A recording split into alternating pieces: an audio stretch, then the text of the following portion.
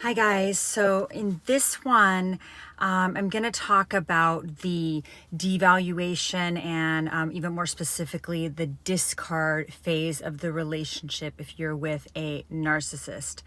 So it's really effective for narcissists in the middle of the abusive cycle to leave you in the manner in which they left you. They're very, very strategic. This may be somebody that you're like, oh, they can't even finish a project. They can't pack a, weekend bag, without procrastination and sloppiness. And then you'll find out that they were actually incredibly planful. Because they only have regard for themselves, they have this incredibly toxic selfishness. They do not care how it affects you. They do not care how it affects your children or stepchildren if they had them and spent 10 years with them. They do not care. They will leave. These are the people who will leave a decade-long, 20-year, 15-year marriage and relationship, and they will do it in a text message. As if they are in middle school. That is not what adults do. Adults do not divorce people via text message. And they will only do this when they have secured a new source of supply. These people cannot be alone. They act like they don't need anyone, like they don't need, like they're just loners, like they hate people or they have disdain for people. But these people absolutely cannot be alone. And if you talk to their past relationship partners, you'll find out that was the case. Like one relationship overlap, right? No breaks in relationships, or very, very few breaks. And if there is a break, they're desperately trying to secure a new source of supply. But usually they do not leave a marriage without having a new source of supply. They're already cheating. They've already been doing it for a long time. It's been planned. The exit strategies planned. It's probably could be years. In my case, it was years. So you're going to find out during the discard phase how much they actually how much disdain they actually have for you. And even during the devaluation, you may never see this, right? I mean, you're going to be devalued, but you're not going to see the mask come off and see that you are with somebody who actually has utter contempt for you. And this is somebody that you could have spent a decade with and did all these amazing things with and literally never fought with. And they never said they even had a problem with you. In fact, you might have no idea why the relationship or marriage is even ending, because this is somebody who never communicated what their issues were with you. That is absolutely what happened to me. And I kept saying, if you have a problem, can we talk about it, or can we go to therapy? Because it's really weird to me that you don't have any problem with me. In fact, it seems like from what I can get, you think I'm just perfect, because you never say, hey, I don't like it when you do this, or here's my needs. Could you meet my need better? Or, hey, I would really like it if you would do this or wouldn't do that. Like literally did not do any of that. I had no idea. I thought I was just like, going along. Everything seemed normal to me up until, the whole time. And so when this person was probably, lying to his affair partner and who knows saying what, I have no idea, smear campaign. Meanwhile, I'm going along having no idea that there's even a problem, right? These people absolutely love triangulation. There's nothing more that they love than to have two people fighting for them. The problem with that in many cases is at least one of those people doesn't know. I had no idea. I would not have been fighting for somebody had I know that they were having an affair. I would have been like, okay, that is not the person I thought I was with. I did not think I was with somebody that had such a low character. You can have him. That's how I would have reacted. And I did as soon as I found out. But they love the triangulation. They're pitting these people against each other. They're trying to make the affair partner feel less than. They're trying to make the spouse feel less than, or the main source of supply. They're just very diabolical. But they love triangulation. They love to create it in relationship dynamics with their family. So they may have created a triangulation between you and, like, say, a mother-in-law, or you and one of their siblings. Like, they love triangulation. It's like they love to create chaos. And so again, during that discard, you're going to find out how much contempt and disdain they actually have for you. A mask is going to come off, and you are going to see the ugliness that is behind that. And it's going to make everything's going to fall into place why you felt uneasy in this relationship. You're going to get the full knowledge of the evil behind the person that you were with. Once that mask comes off, you're going to see that you were with somebody who's evil, and you probably had no idea, especially if you were with a communal or a covert narcissist.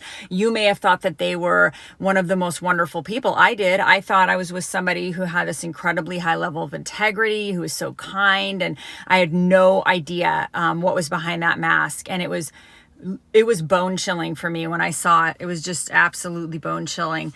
And you're going to get to see, when you see that mask come off, it's probably going to make you sick. You're going to probably get sick to your stomach. I did. These people, because you're going to see that they don't have any empathy, and you're going to see that there's a huge lack of humanity, a lack of decency, and they don't have any remorse or empathy for their fellow man. Not just you, they don't have any. And when you see that, it's frightening, because you probably, if you're like me, you thought it was only on TV.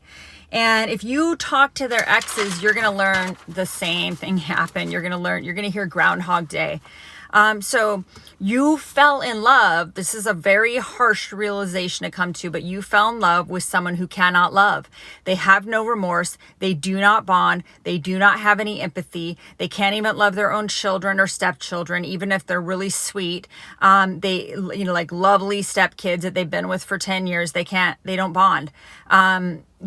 This is somebody who, if it could be their stepchild, like in my case, my son, everyone loves him because he's such a nice human being. And yeah, he's had his struggles and he's messed up and had some problems, but people that know him, like everybody loves him. He's just an amazing human, right? Yeah, but this person doesn't, because they can't bond. They don't bond. So if they could get away with it while they're securing their new source of supply, what they'd love to do is just put you on a shelf, put you in suspended animation. And while they're trying on their new skin suit, their new source of supply, to see, how that is, right? So again, you're going to probably see this light switch goes off, and again, they wish that they could suspend you in time. The only thing that they want to use you for is to triangulate the new source of supply and make them feel insecure and less than. And these people, they cannot be with one person. They're always grooming other sources of supply. And they're probably, even with their new source, they're probably working on multiple other sources. And this explains a lot. When this mask comes off and you see who's behind it, it's going to all slip into place why you had this uncanny feeling when you were with this person. And you'll see, it'll explain why they took their phone into their bathroom, why their business trips started getting longer and longer, why it used to be they left on a Tuesday and came back on a Friday. Now they're leaving on a Sunday and coming back on a Saturday, right? And their business trips just keep getting more and more weeks, keep getting stacked on. They get more and more vague about where they are. You'll see why, why they panicked if you ever got close to their phone, why they would never let you get close to their phone, why they just were more and more vague about what they were doing. And you'll realize that you actually fell in love with someone, again, who cannot bond, and they're not bonding with the new source of supply either. It's not what's happening. And so this idea, they fell in love with this new source, no, they're incapable. They're not bonding with the new source. They're not bonding with the new source's children. That is the love bombing. It's a facade. The new source has no idea, but they are going to find out, because inevitably this is going to happen in their future with them, just like it did with all the old sources that if you called and talked to, you'll find this out.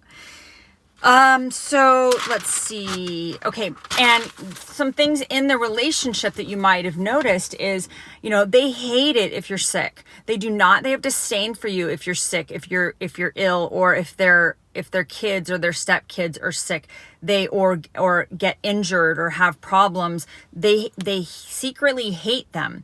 They secretly hate you if you're ill. They just can't stand it. They don't want to have to take care of anyone, because they don't want to have to fake empathy. And yeah, so this is, again, I can't reiterate enough that they don't have any empathy for their fellow man. It's not just you. They don't have any empathy. So you're dealing with somebody who doesn't have any remorse. They're not sorry. The only thing they're ever sorry about is if they get caught, and they will never apologize. These people, I mean, occasionally the overt narcissist will apologize if it's like going to work or help them in some way.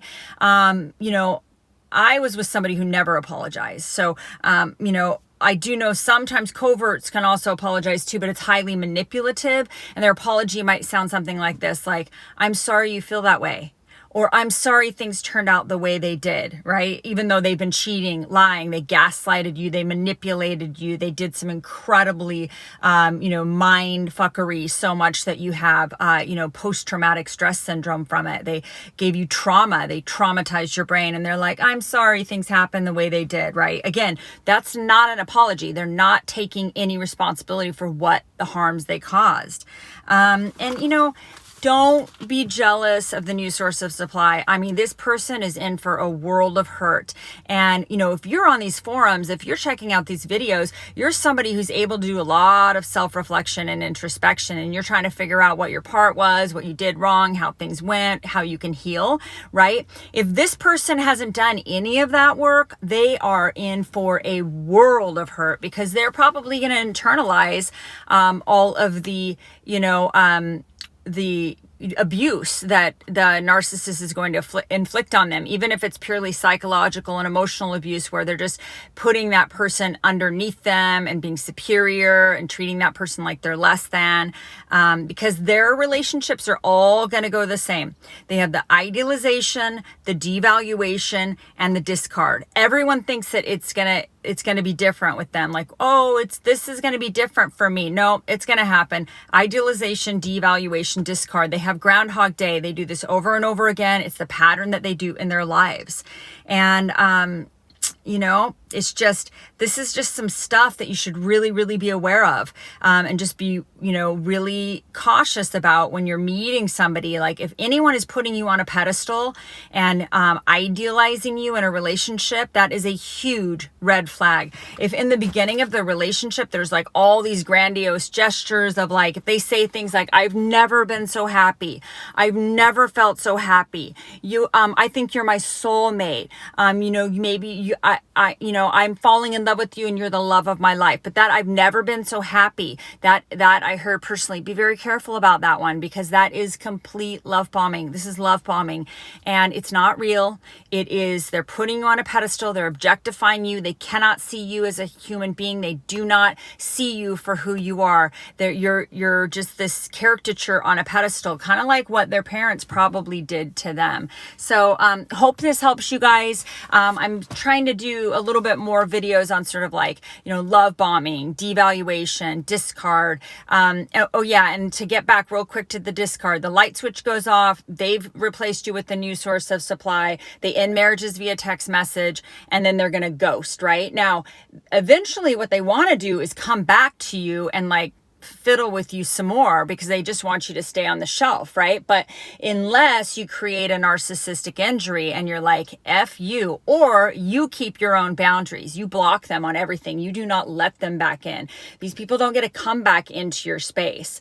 No contact is a cure there. So I'm going to finish this one up, but I'll make more videos soon. I hope you guys are thriving and enjoying life and getting outside and healing. Talk to you soon and have a wonderful day. Bye.